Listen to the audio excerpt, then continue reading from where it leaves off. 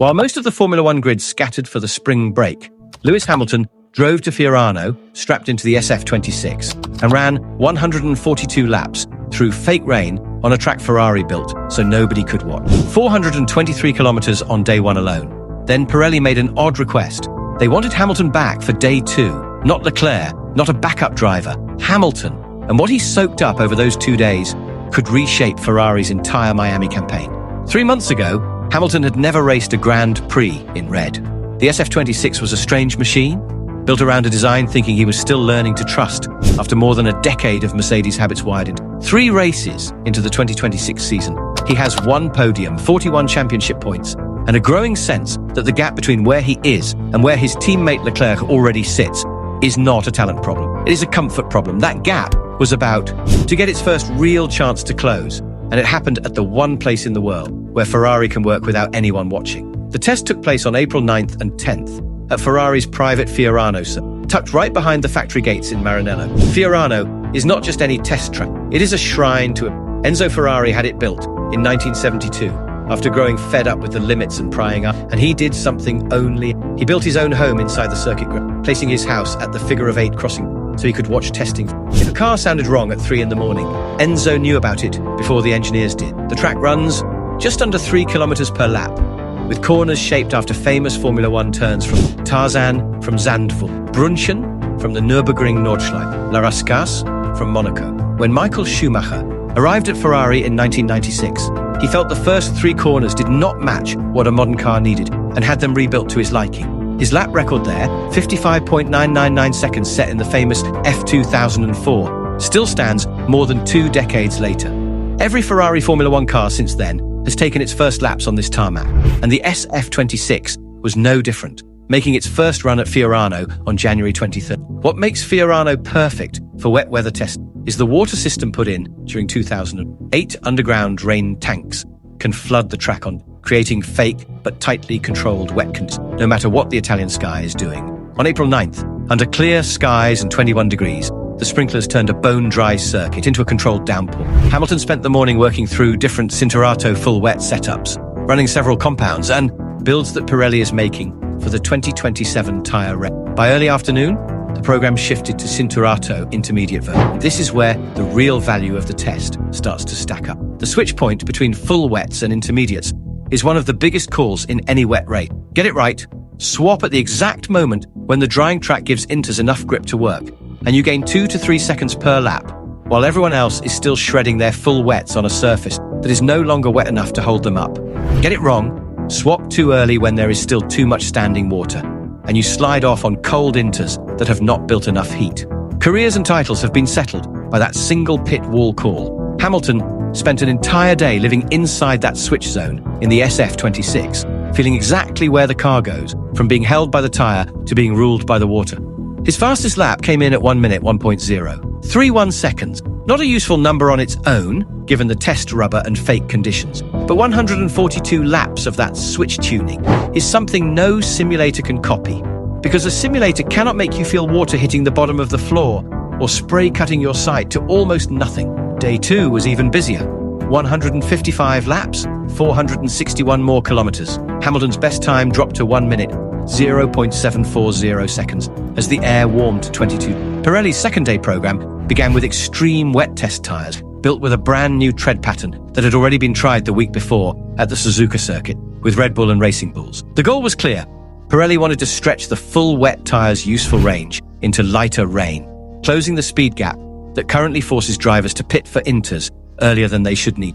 By making the full wet work better in mild rain, Pirelli is trying to cut down the number of coin flip pit calls that can swing a race result.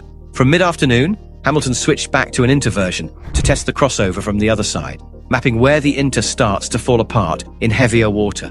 This was not the long-talked-about super inter idea, a single tyre meant to replace both the wet and the inter entirely. That remains a separate future project. There was a moment on day 1 when Hamilton ran wide into the gravel during an afternoon run, picking up grass and dirt across his full wet tyres before getting back on track without any.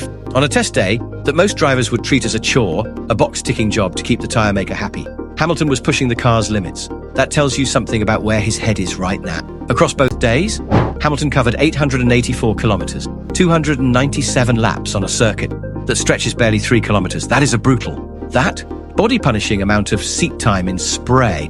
And it raises the question that sits at the heart of this story. What does Ferrari actually get out of this? The honest answer, on paper, is nothing.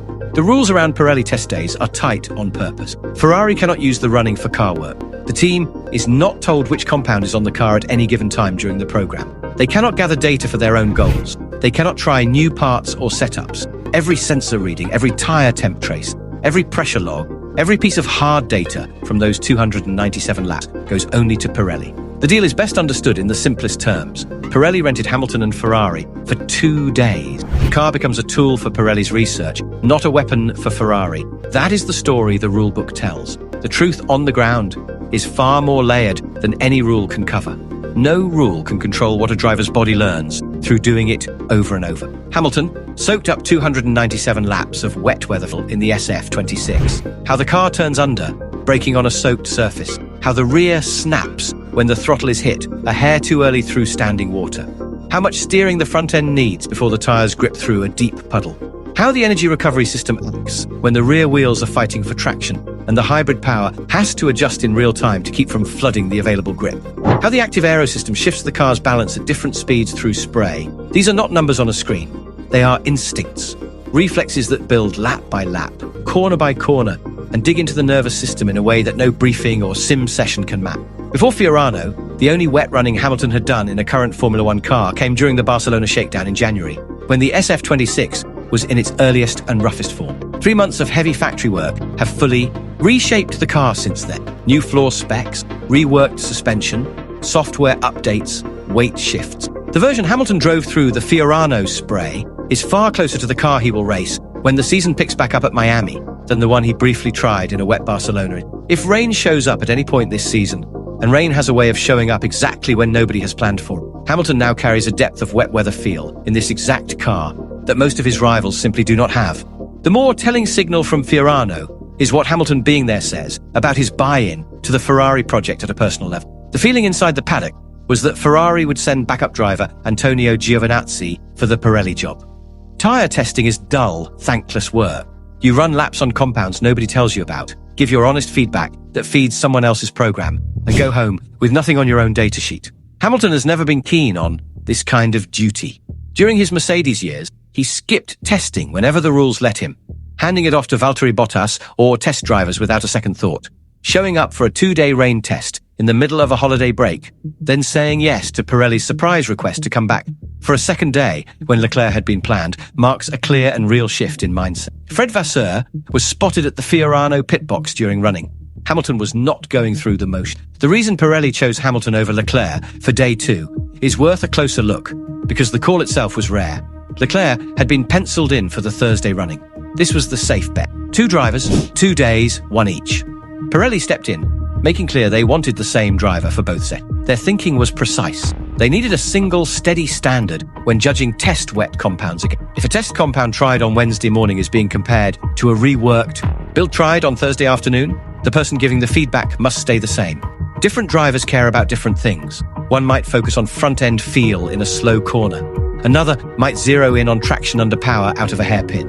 Pirelli could not afford that moving target in their data, so Hamilton became their fixed point, their steady reference across the full 297 lap. Leclerc spent day 2 on the simulator at Maranello instead, running heavy work on Ferrari's Miami upgrade package. Ferrari split its resources with cold precision. One driver building real-world tyre knowledge that will pay off whenever rain hits at any track this season. The other building virtual aero data for a real and pressing upgrade deadline. Both paths feeding into the same goal from opposite ends. If you have been watching this channel, you know this is the kind of detail that sets a title breakdown apart from a highlight reel. If that is the depth you are here. 4. Hit subscribe and turn on alerts so you catch every new one. Hamilton's wider 2026 season gives every one of those Fiorano laps extra weight. 3 races into his Ferrari career, the path has been uneven, but clearly upward. Australia was a tough start. Hamilton qualified 7th, over half a second behind Leclerc in 4th, and finished the race in 4th place, while his teammate took another podium. The qualifying gap was the story. Hamilton was still hunting for the breaking points, still figuring out how hard the SF26 could be pushed through high-speed changes of direction, still unlearning the Mercedes habits that told him to brake later and carry more entry speed than the Ferrari one. Those first laps in Melbourne were a crash course in being humble.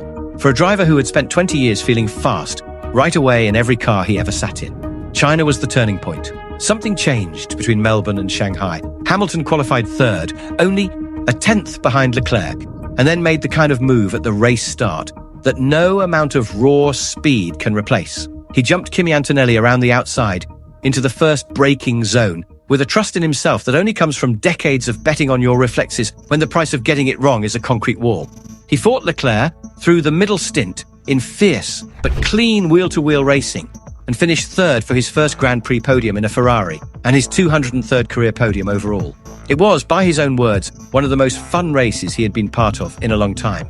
And his body language on the podium in Shanghai looked like a driver who had been holding his breath for 3 months and finally let go. Compared to his awful 2025 season, when he scored 0 Grand Prix podiums in what became by the numbers the worst year of his entire career, that single result in China carried huge mental weight.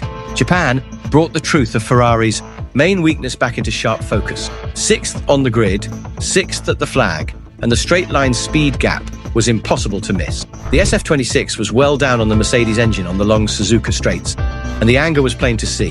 The SF26 could fight wheel-to-wheel through the corners, through the S's, through the high-speed dips, where chassis grip is king. But every time the cars hit a straight, the Mercedes pulled away like it belonged to a different class. That power gap is the core problem Ferrari needs to fix, and the standings make the urgency. Mercedes have won all 3 races so far through Kimi Antonelli, who has 2 wins, and George Russell, who has 1. The Silver Arrows have built up 135 constructor points to Ferrari's 90. McLaren sit third with 46 points, with Oscar Piastri's second place in Japan hinting that they are closing the gap to Ferrari from behind. The window for Ferrari, they are a real title threat, rather than a safe but harmless second best, is shrinking with every race weekend that passes without a win. The SF26 has the tools to fight. It has locked in as the clear second fastest car on the 2026 grid, taking podiums at every round, but never truly threatening Mercedes for a victory. Even rival drivers have agreed it may be the best overall chassis on it. Its race starts have been a steady weapon, driven by a smaller turbo that spools up faster than the rest, letting Hamilton and Leclerc jump ahead of pole sitters time after time when the lights go out. But once the pack settles and the straights take over, the Mercedes edge kicks in. That gap sits at roughly 20 to 25 brake horsepower, partly tied to a compression ratio reading that Mercedes has used and that the FIA will close after round 5. Ferrari's answer arrives in Miami. Vasseur has promised what adds up to a package and a half of upgrades for the Miami Grand Prix starting May 1st. The headline is a reworked floor built to find more downforce without adding drag.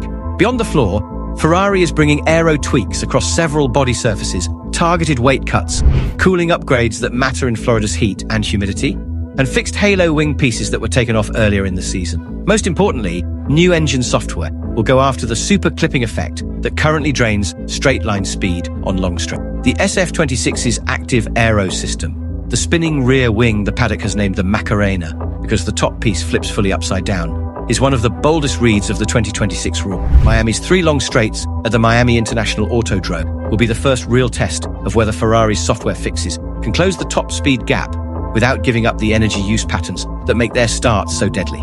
There is also a longer-term engine path in play. Ferrari expects to earn FIA-approved extra development and upgrade chances by mid-season. That route could bring back up to 30 brake horsepower in the second half of 2026. Combined with the Miami package, the 45-point constructor gap to Mercedes starts looking less like a final answer and more like an opening chapter. A filming day at Monza on April 22nd, with both drivers, will test the updates before the freight ships to Florida. The gap between how Hamilton and Max Verstappen have used this 5-week break shows something deeper than different holiday plans. It shows a split in belief about the sport itself. Verstappen has spent his break doing GT3 long-distance racing at the Nürburgring with his own Mercedes AMG Team Verstappen racing crew. He qualified on pole by 1.9 seconds at the NLS2 race in March. A gap that was almost laughably large over full-time GT3 drivers before a tyre rule breach wiped the result. He is building toward his dream. Nürburgring 24 Hours, debut on May 14th, barely 2 weeks after Miami. Nobody doubts the talent, but the message has become impossible to split from his loud criticism of the 2026 rule. In his view, the energy management racing is terrible. The energy use side feels like a video game, and the question of whether this version of Formula One is worth his full effort hangs over every time he speaks. Hamilton's stance after Japan sat at the other end. From where he stands, some of Verstappen's anger is rooted in Red Bull's slide under the new rules, rather than any real issue with the rules themselves. The passing is better. The lead swaps happen more often. The tactical layer that energy management adds to race plans delivers exactly what racing should look like. The lighter, narrower cars are more fun to drive than anything in recent memory, closer to go-karts in how they respond, and the SF26 carries a piece of Hamilton's own mark from the time he spent shaping its design thinking, one champion grinding laps through fake rain during a holiday break, because every kilometre deepens his feel for a car he barely knows. The other racing sports cars at a different track, while asking whether the sport he rules still earns his full effort, with talk of a possible retirement growing louder after every interview.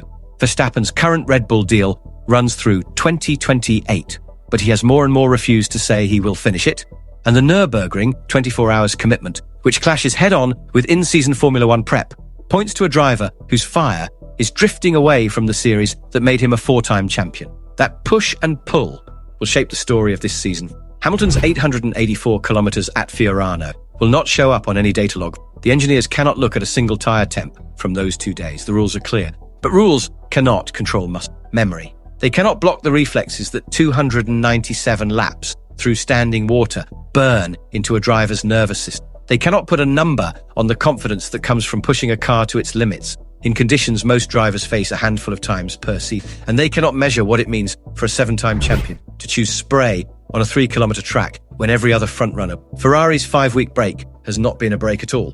Fiorano Pirelli test, Mugello TPC running, Monza filming day,